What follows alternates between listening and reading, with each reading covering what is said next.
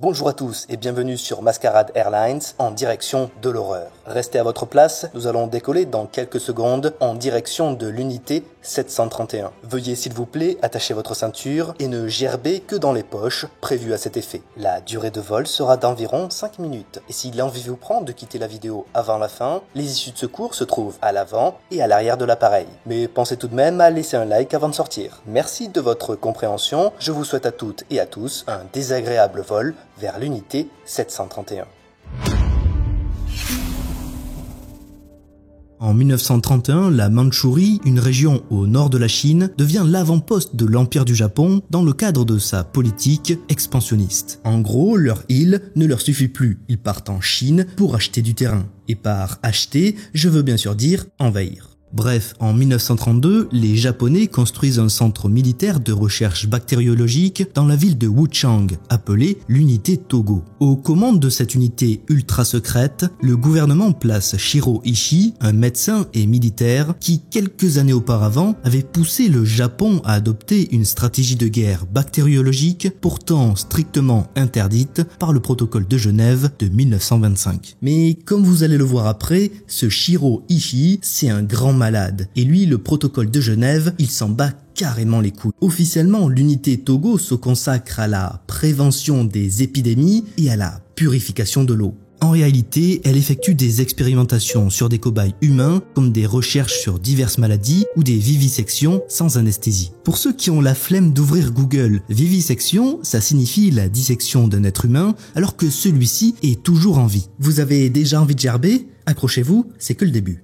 Grâce à l'expansion de l'Empire du Japon, Shiro Ishii n'est jamais à court de cobayes pour ses expériences, et il les pioche dans les prisonniers chinois des villes conquises. Mais problème, en 1934, une douzaine de prisonniers chinois s'échappent et la vérité sur l'unité Togo éclate au grand jour. Pas de bol pour Shiro qui est obligé de fermer le centre militaire. Pas pour longtemps, rassurez-vous, puisqu'en 1936, un nouveau complexe s'est créé non loin de là, à Pingfang, et Shiro Ishii prend la tête de la toute fraîche unité 731. Et bonus pour lui, il n'est plus obligé de récupérer ses cobayes uniquement parmi les soldats prisonniers chinois. En effet, il a l'autorisation d'utiliser des civils chinois, des Russes, des intellectuels, des ouvriers, des femmes et des enfants. Le panel de cobayes s'élargit donc pour notre docteur de l'horreur. D'ailleurs, le terme de cobaye, Shiro Ishii, il aime pas trop, c'est trop humanisant. Les détenus sont donc appelés maruta, qui signifie bûche de bois en japonais. D'ailleurs, les paysans locaux pensent que l'unité 731 est une gigantesque scierie et que les fumées noires qui se dégagent du complexe proviennent de bûches de bois en feu. Qu'ils sont naïfs, s'ils savaient.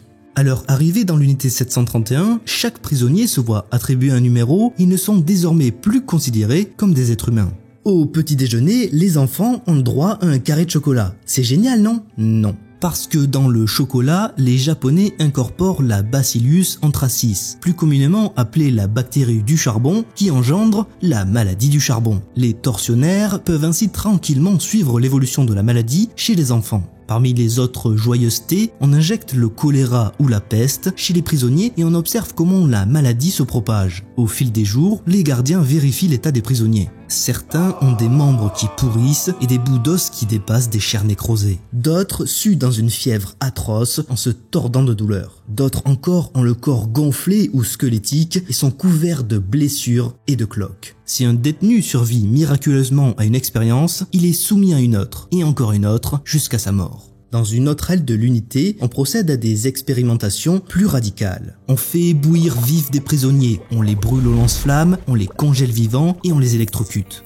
D'autres sont tués dans des centrifugeuses géantes ou soumis à une exposition prolongée aux rayons X. Certains sont desséchés complètement et sont même momifiés vivants. On injecte à d'autres du cyanure d'hydrogène, d'acétone et de potassium, un cocktail plutôt explosif dans un corps humain. Les plus chanceux sont simplement affamés et privés de sommeil jusqu'à la mort et d'autres subissent des transfusions de sang de cheval ou d'eau de mer. Les femmes sont violées et subissent des grossesses forcées. Certaines sont infectées par la syphilis et on examine la survie des fœtus et les lésions sur les organes féminins. La plupart des femmes subissent des avortements, mais si par miracle un bébé est mis au monde, il est assassiné dès la naissance. Ainsi, entre 1936 et 1945, plus de 10 000 hommes, femmes et enfants trouvent la mort dans ces laboratoires. En août 1945, les Russes envahissent la Mandchourie et Shiro Ishii reçoit l'ordre de détruire toutes les preuves de ses expériences. À la fin de la guerre, il passe un pacte secret avec le général américain Douglas MacArthur. En échange de sa totale immunité, le japonais lui fournit tous les résultats des tests obtenus dans l'unité 731.